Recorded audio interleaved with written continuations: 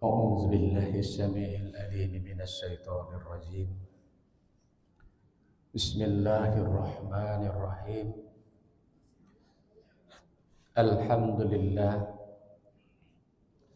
الحمد لله الذي أكرمنا بالإيمان والإسلام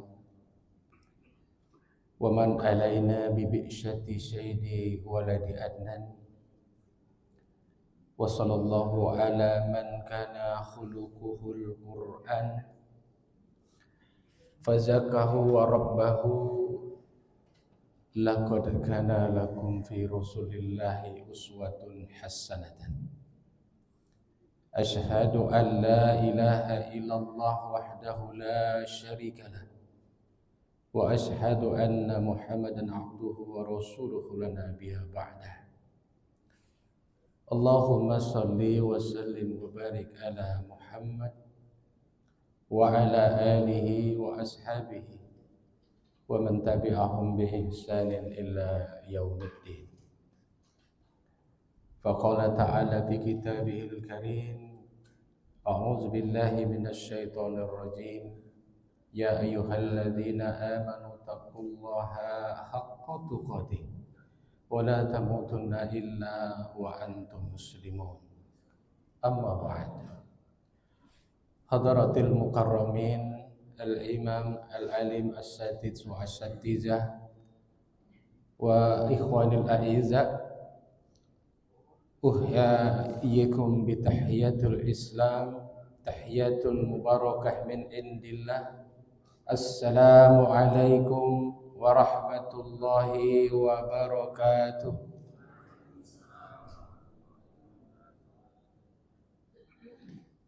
Nampak tidak semangat ini? Burung balam terbang berempat, membuat sarang di pohon jati. Karena salam ambo alun semangat dijawab, maka ambo ulang sekali lagi. Assalamualaikum warahmatullahi wabarakatuh.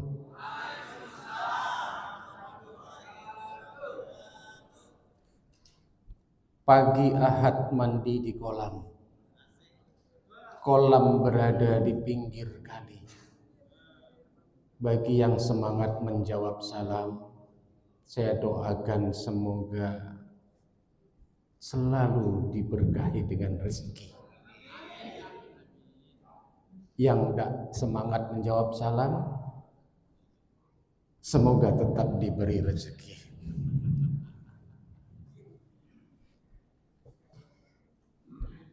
Bapak, Ibu, dan hadirin jamaah salat subuh rahimani wa rahimahullah. Pagi ini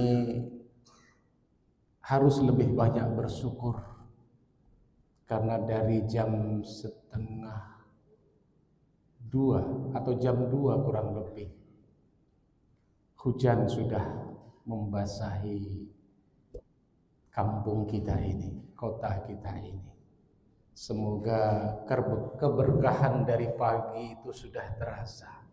Maka harus disambut dengan semangat. Pagi hari ini saya ingin menyampaikan sedikit saja yang berkenaan dengan tema besar dari lembaga kita ini, memakmurkan, memberi kemakmuran untuk semua. Sudah merasa makmur? Sudah makmur belum? Harus tetap bersyukur. Alhamdulillah. Insya Allah ini ada kaitannya, dan untuk mari sama-sama kita renungkan bersama. Bagi yang pernah mendengarkan kajian ini, semoga ini bisa menjadi remind dan penguat. Di pagi hari subuh, sebagaimana yang dikisahkan oleh Al-Imam Syekh Syafi'ur Rahman Al-Mubarakfuri dalam kitabnya Ar-Rahiq Al-Maktum, ketika Rasulullah Sallallahu Alaihi Wasallam setelah memimpin salat subuh, kebiasaan beliau lantas membalikkan badannya kepada jemaahnya. Untuk apa? Yang pertama, untuk mengajak zikrullah. Yang kedua, beliau mengabsen. Kebiasaan beliau selalu menandai siapa di antara sahabat itu kira-kira yang tidak hadir sholat berjamaah pagi hari itu. Mungkinkah sahabat itu sedang safar atau mungkin sedang sakit? Kalau sedang sakit maka Rasulullah akan mengunjunginya. Begitulah adab kebiasaan Rasulullah. Dan yang ketiga, biasanya beliau selalu memberikan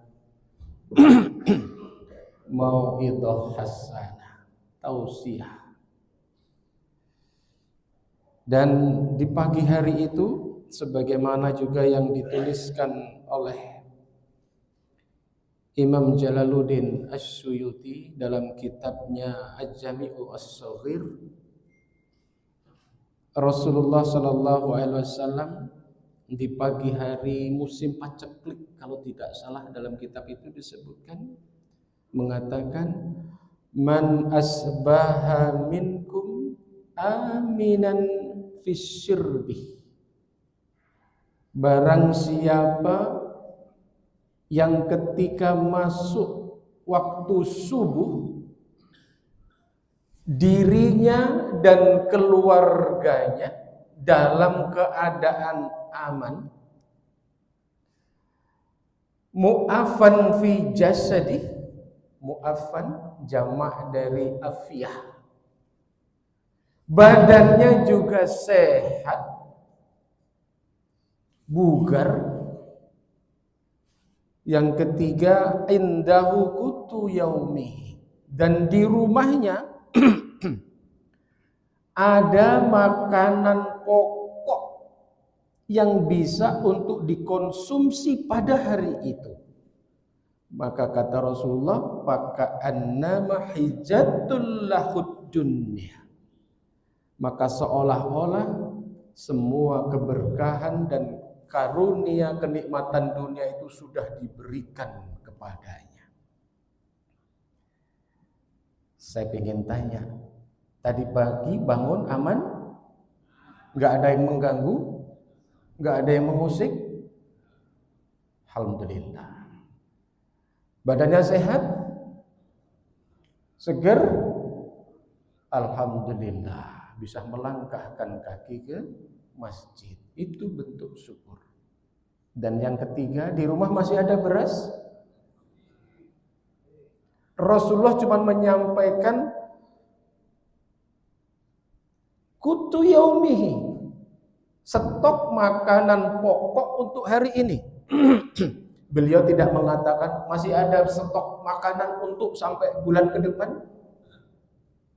Padahal di rumah kita beras insya Allah sampai minggu ke depan belum habis. Bisa jadi. Artinya begitulah luar biasanya nikmat yang telah Allah berikan. Maka Rasulullah mengatakan faka'annama hijatul lahud dunya, maka seolah-olah itulah nikmat dunia yang telah dikaruniakan kepada kalian. Ayo kita bandingkan kondisi keadaan ini ketika kita melihat saudara-saudara kita yang ada di belahan bumi yang lain. Palestina, Uighur, mana lagi? Ethiopia. Maaf, beberapa pekan yang lalu ketika saya masih menyimak laporan dari relawan yang ada di Palestina, mereka dalam keadaan yang memprihatinkan. Tidur saja di bawah tenda-tenda darurat. Sebahagian lagi di puing-puing reruntuhan bangunan. Padahal kita tahu saat ini suhu yang ada di Jazirah itu dingin. Ya, pagi hari saja laporan dari teman-teman di sana itu antara 8 sampai 12 derajat. Pagi hari, Pak. Siangnya paling-paling 18, paling kenceng 23. Malamnya meskipun 23 tapi sengatan matahari menyengat. Malamnya dinginnya menusuk tulang. Begitulah keadaan saudara-saudara kita yang ada di Palestina hari ini. Itu baru dari keadaan. Masih belum aman lagi. Yang suatu saat bisa saja peluru-peluru nyasar dari Zionis menghujam ke tubuh mereka. Tidak nyenyak mereka tidur. Maka ucapkanlah alhamdulillah ketika kita bangun masih diberi aman, sehat badan. Tambah lagi apa? Makanan saudara-saudara kita di sana itu ada beberapa tenda-tenda pengungsi yang sebahagian cukup, sebahagian lagi masih minus alias kekurangan. Jangankan untuk makan besok, makan untuk hari ini saja tidak tahu mereka harus makan apa. Maka ketika kita membandingkan dengan keadaan saudara-saudara kita yang seperti itu, fabi ayyi ala'i rabbikuma tukadziban. Nikmat Tuhan mana lagi yang harus kita dustakan? Maka banyaklah bersyukur. Semoga dengan syukur itu semakin membuka pintu nikmat-nikmat yang lain. Pagi hari ini dari ketiga yang Rasulullah sampaikan ini, nikmat aman, nikmat sehat, dan nikmat ada makanan. Saya akan bahas yang terakhir. Karena untuk nikmat kesehatan saya merasa sudah cukup sering di sini sampaikan. Nikmat makanan ini agak jarang saya sampaikan di sini. Nah, saya teringat dalam sebuah perjalanan 8 atau 9 tahun yang lalu, di bulan Maret 2016, ketika kami para mahasiswa dari Madinah akan pulang ke tanah air, itu sempat singgah untuk dalam rangka studi banding di Pondok Pesantren Sulaimani yang ada di Turki. Alhamdulillah bisa ketemu dengan guru besar dan tokoh atau ulama yang juga sekaligus Direktur Wilayah Asia Pasifik Yayasan Sulaimani Turki, Muhammad Recep Ergun. Kami dijamu. Dalam jamuan itu, ini yang menarik buat saya. Ketika saya bandingkan waktu di kampus di Madinah. Apa yang menarik? Karena di meja makan panjang itu ada beberapa tokoh dan para pimpinan pondok dan juga sebagian mahasiswa Indonesia yang ada di Turki, yang ada di Pondok Pesantren Sulaimani. Saya nyaris tidak bisa membedakan mana piring kotor dengan piring yang belum dipakai untuk makan. Sama-sama mengkilat bersih. Jadi cara mereka makan itu ambil buah dulu. Kebetulan yang ada, seingat saya ada zaitun, ada apel yang sudah dipotong, ada anggur, ada kurma. Saya ngambil kurma sama apel, sama anggur. Zaitun saya enggak, karena berminyak kalau dimakan itu. Tapi orang Turki suka makan itu. Udah itu makan nasi secukupnya. Setelah selesai makan, ada bekas kuah karena ada pakai kayak rendang. Kalau di sana apa namanya saya nggak tahu, tapi kalau bahasa saya rendang berkuah. Dan itu ada roti simit. Tahu roti simit yang bentuknya kayak gelang yang ditaburi wijen, dipotong-potong kecil-kecil sudah taruh di piring. Jadi setelah selesai makan, mereka mengambil potongan roti itu, dilapkan ke piring itu, dimakan. Sehingga piring bekas makan itu bersih tanpa bekas. Maka saya bilang, nyaris saya tidak bisa membedakan ini mana piring kotor, mana piring bersih. Bandingkan dengan keadaan kita saat ini di Indonesia.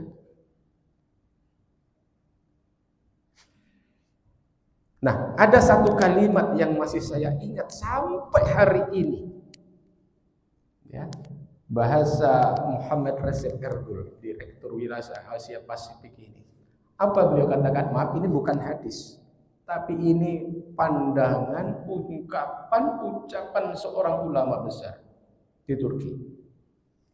Barang siapa yang telah memindahkan nasi atau makanan dari cawan ke atas piringnya, lantas kemudian tidak dia habiskan, maka itu sama dengan dia telah berdoa, bermohon kepada Allah untuk menjadi manusia fakir.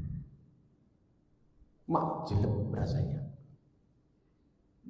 Jadi barang siapa yang telah memindahkan makanan nasi dari cawan dari baskom atau dari mangkok ke piringnya, kemudian dia sisakan, sama dengan sudah berdoa dan meminta kepada Allah untuk menjadi orang fakir. Ayo bandingkan lagi dengan Indonesia. Dalam sebuah pertemuan jamuan saya pernah diundang. Dan itu miris kita saksikan apa? Setiap kali saya lihat pasti banyak sisa makanan. Dan bahkan saya pernah disindir oleh teman saya sendiri. Kalau makan jangan dihabiskan. Nampaknya laparnya. Saya pikir beliau itu cuman humor, cuman guyon. Maksudnya apa ini? Disisakanlah sedikit. Jangan nampak nian, lapar nian kayaknya. Akhirnya bersisa banyak makanan. Mubazir. Jadi pesta-pesta yang sering kita saksikan dan bahkan kita adakan sendiri itu, kita sering menyaksikan kemubaziran. Apa nasihat Al-Quran dalam hal ini kepada kita? Buka sendiri nanti dalam surat Al-Isra ayat 26-27. Wala tubaziru tabziran. Jangan kalian itu menghambur-hamburkan hartamu dengan mubazir. Innal mubazirina kana ikhwanasyayatin. Sesungguhnya para pemboros, para mubazir itu adalah saudaranya setan. Wa kana syaiton li rabbihi kafura. Dan kita tahu sesungguhnya setan itu kepada Rabb Tuhannya terbukti kafir. Jadi kalau kita masih suka membuang-buang makanan, kita tergolong pada orang yang mubazir. mubazirun. Berarti sahabatnya yang situ yang ngomong.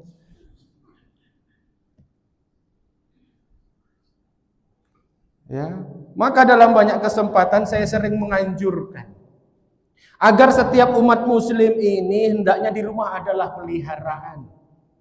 Apakah kucing, ayam, bebek, entok, atau apapun lah namanya, yang sekiranya ketika kita mempunyai sisa makanan, makanan itu dimakan oleh makhluk Allah yang lain, kecuali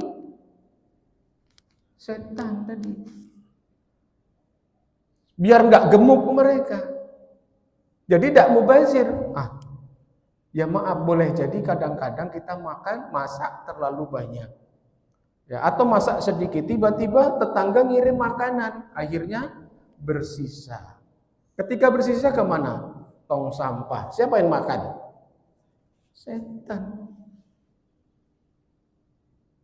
Tuh. Maaf, ini nanti ada diskusi tanya jawab. Mana? Ini enggak ada pembawa acaranya tadi, Mas. Biasanya ada? Ada. Ya. Ayo, jangan boros-boros lagi. Jangan pernah menyisakan satu butir nasi pun bila perlu. Ya, ini kita sedang mengangkat tema besar masalah kemakmuran masalahnya lembaga kita ini. Makmur itu pilihan, sedangkan bahagia itu karunia. Ada orang yang sepertinya makmur tapi tidak bahagia. Ya, karena apa? Boleh jadi dari rezeki yang telah Allah berikan tidak berkah. Ya.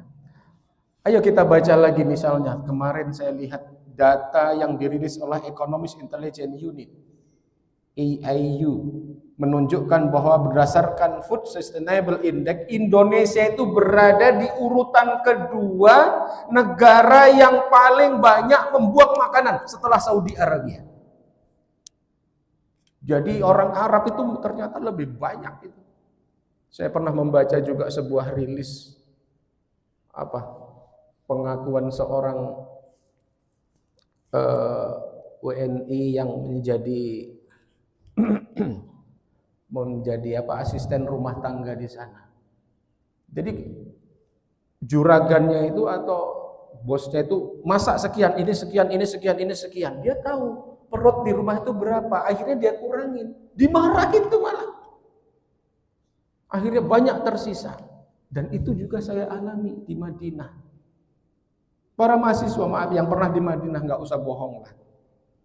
Ya, ketika di Ma'at-Am itu ya maaf Pak, Bapak Ibu, kalau kita makan dajas ayam, untuk ayam al-baik itu ukuran orang Arab itu 1 dibelah 4. Jadi kalau kita sementara jatah kita tuh 2 potong, berarti setengah ayam. Habis nggak? Perut saya nggak muat Pak.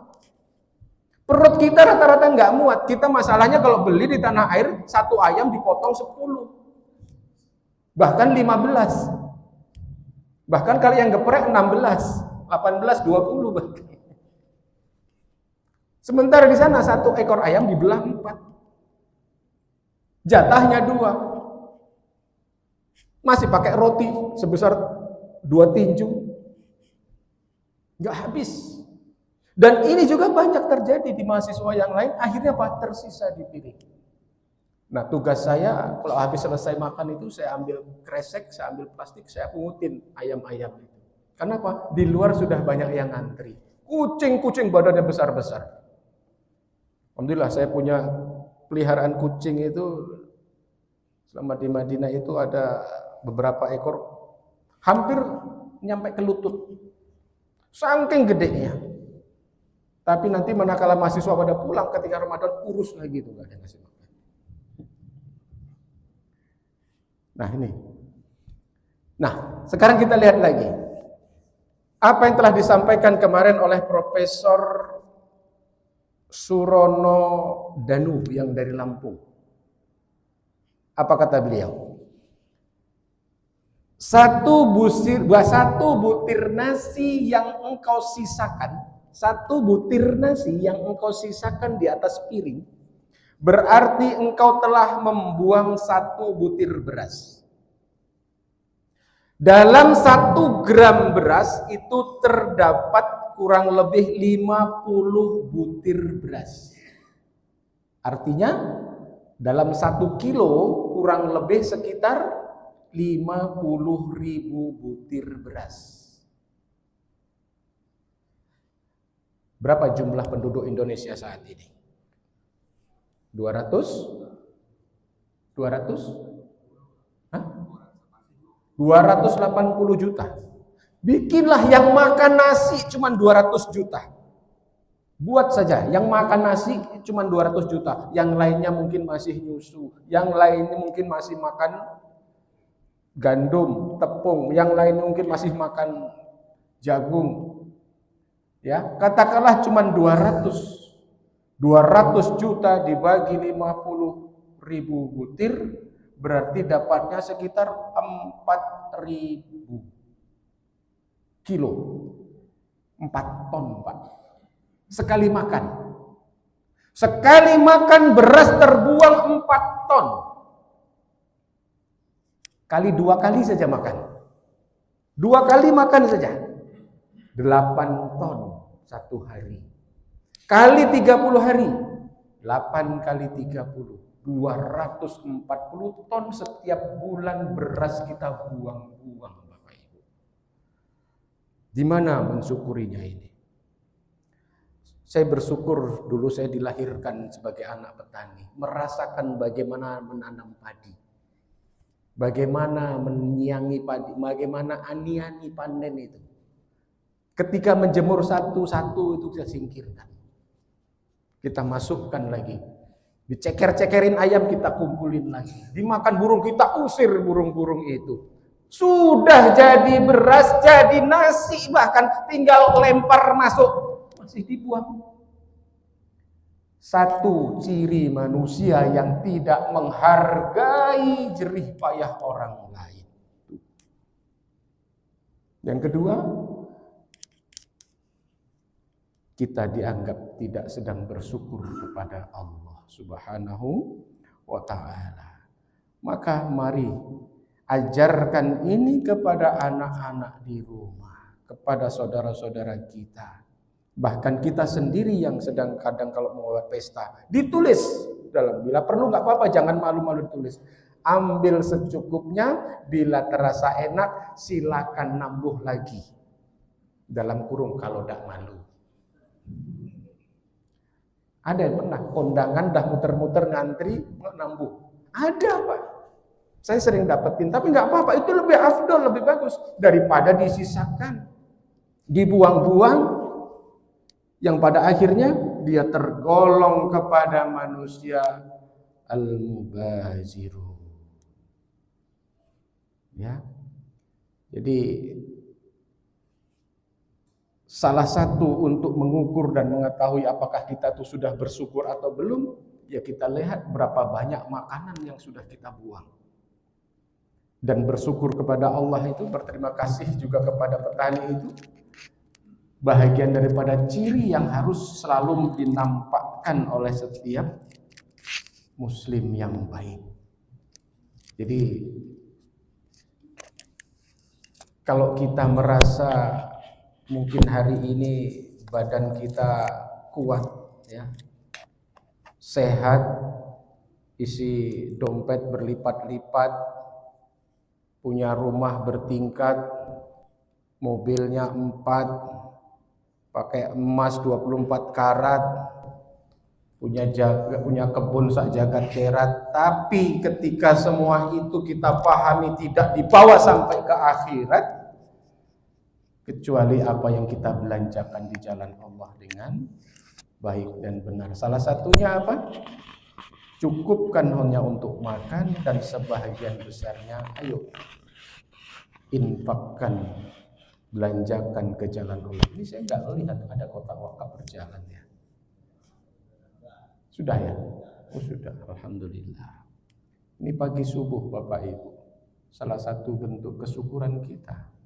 Dan insya Allah kita didoakan malaikat bagi yang sudah mengisinya.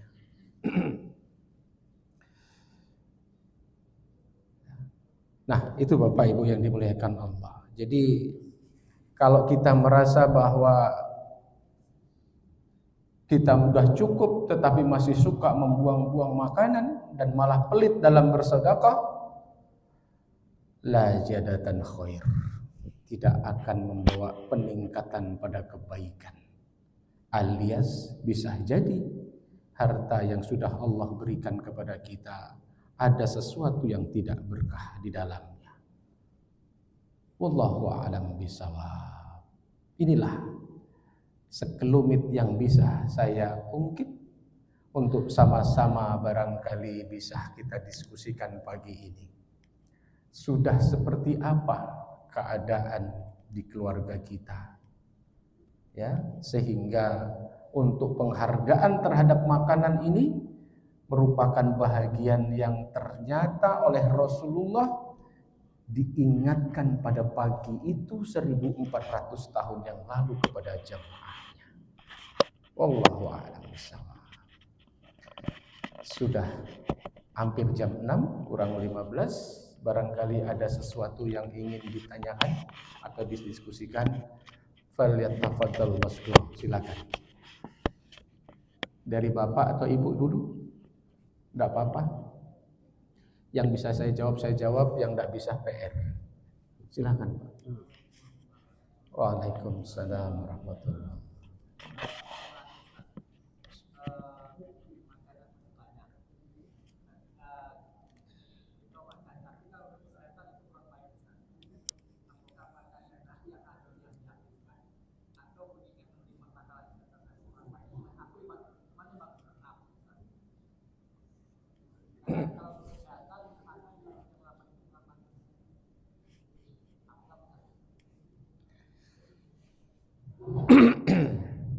Baik, bagaimana kalau sampai malam masih ada stok makanan? Apakah mau dihabiskan sementara katakanlah perut sudah kenyang, kira-kira begitu ya. Sedangkan dalam ilmu kesehatan tidak baik makan malam. Memang tidak baik Pak makan malam, yang baik itu makan nasi Pak. Jangan makan malam. Kita itu sering salah dalam berbahasa. Ya, itu koreksi, maaf. Makan terakhir yang terbaik menurut penelitian kedokteran adalah 4 jam sebelum tidur. Sebelum tidur diusahakan, karena apa? 4 jam itu proses turunnya makanan dari lambung ke usus. Maka diharapkan ketika kita tidur, lambung dalam posisi kosong. Nah, Bapak tidur jam berapa? Katakanlah jam 11. Jangan kurang dari jam 11. Karena jam 11 sampai jam ini masalah kesehatan lagi nih. Enggak apa-apa ya. Karena dari jam 11 sampai jam 1, 2 jam itu adalah waktu liver untuk mendetoksifikasi semua toksik. Maka diusahakan ketika sudah jam 10 dibuat alarm 1 jam lagi harus tidur. Jangan lewat dari jam 11. Nah, katakanlah jam 11 kita tidur. 10, 9, 8, 7. Kalau menurut standar kesehatan jam 7 itulah terakhir kita makan malam, makan nasi malam hari. Tapi kadang-kadang kita habis isya itu masih dapat kondangan oleh tetangga. Ya. Nah, ya sudah. Bagaimana kalau nasi itu tersisa? Maka biasanya sampaikanlah kepada istri, Pak. Kalau di rumah tidak ada untuk pemanas makanan, masak sore harinya bikin pas-pasan saja. Kecuali Bapak punya peliharaan. Sekiranya mampu menampung sisa makanan yang Bapak tidak habis makan. Yang kalau tidak, al-mubajiru. Ingat, Nanti diingat aja ayat itu. Jangan sampai kita disebut oleh Allah, oleh para malaikat di langit, lu saudara-saudaranya setan. Kenapa? Sudah membuang-buang dari rezeki dari Allah. Jadi usahakan memang selayaknya kita makan itu habis maghrib. Habis maghrib jam 6:30 ya makan 10 menit selesai. Duduk leha-leha sebentar, terdengar lagi azan Isya. Insya Allah menjelang tidur sudah nasi atau lambung sudah dalam posisi kosong. Kira-kira gitu Pak. Jadi kecuali Bapak mau menghabiskan, dan sebaiknya menurut saran saya tidak boleh terlalu banyak makan. Kenapa? Efeknya saya lupa bunyi hadisnya, tapi ini bahasa Nabi Pak. Orang yang terlalu kenyang makan pada malam harinya disangsikan dia sulit untuk bangun di sepertiga akhir malam. Jadi salah satunya orang susah sholat tahajud itu biasanya tidurnya kekenyangan. Gitu. Jadi maka jangan terlalu kenyang makan waktu malam harinya. Secukupnya saja. Mudah-mudahan nanti setelah 4 jam, 5 jam lewat dikit, 6 jam sudah mulai krucuk kita bangun itu. Ya cacing dah ngamuk-ngamuk, kita terbangun. Klop itu. Ambil air putih, minum, ambil wudhu. Setelah sikat gigi, silakan tunaikan sholat malamnya. Wallahu a'lam bishawab. Ada lagi? Ya.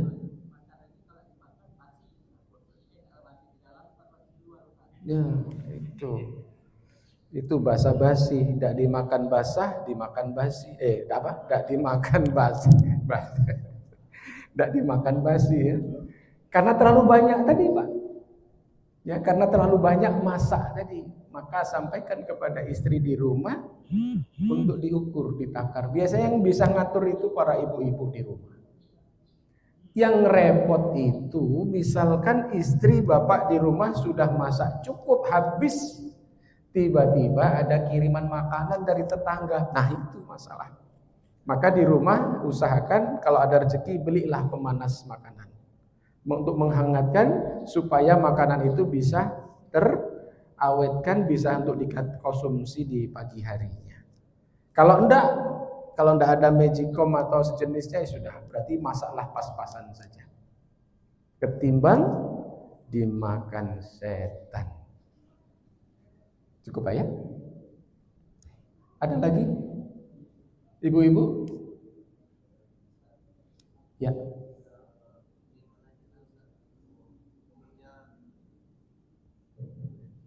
Assalamualaikum warahmatullahi wabarakatuh. Waalaikumsalam. Ini bertanya hukumnya makan dan minum dalam keadaan dulu, apakah boleh langsung atau harus balik terlebih dahulu? Terima kasih. Masya Allah. Antum sudah menikah? Sudah ya? Sudah Pak.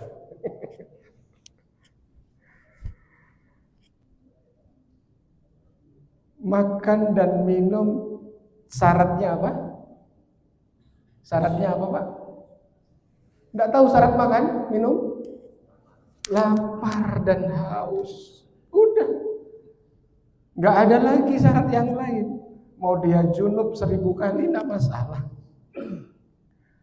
Hanya memang anjuran para ulama sebaiknya ketika kita makan dalam keadaan bersih. Ya, nanti yang seperti ini biasanya apa? Lalu bagaimana dengan istri ketika masih junub tapi dia masak? Nah, gitu nanti. Apakah masakannya jadi enggak ada kaitannya. Saya belum ketemu hadisnya bahwa bahwa ketika junub kita dilarang makan. Hanya memang untuk membawa lebih berkahnya dari makanan itu, kita usahakan kita dalam kondisi keadaan yang bersih. Wallahu a'lam bishawab. Enggak usah galau. Ada lagi? Cukup? Maaf, ini ada sarapan bersama? Ada? Ada panitia? Ada. Alhamdulillah. Apa, nasi atau bubur ayam? Ingat, jangan disisakan. Kalau disisakan kasih tahu panitia biar dibawa pulang panitia untuk dikasih makan ke ayam. Ada lagi Bapak Ibu? Cukup? Kalau cukup, alhamdulillah, mudah-mudahan di lain waktu kita bisa bertemu lagi dalam tema dan bahasan yang lain. Saya tahu dan saya yakin Bapak Ibu masih banyak kesibukan dan kegiatan di pagi hari ini. Sekali lagi saya mohon maaf, barangkali yang saya sampaikan menyinggung hati dan perasaan. Tapi inilah sesuatu yang harus perlu saya sampaikan. Masalahnya ini adalah wasiat dan nasihat Nabi kepada kita dalam rangka penghormatan dan kesyukuran terhadap rezeki yang bernama makanan. Sampai di sini saja, semoga apa yang saya sampaikan ini bisa sama-sama kita renungi. Mari sama-sama kita tutup dengan membaca doa kafaratul majlis. Subhanakallahumma wa bihamdika asyhadu an la ilaha illa anta astaghfiruka wa atubu ilaik. Hadanallahu wa iyyakum ajmain. Assalamualaikum warahmatullahi wabarakatuh.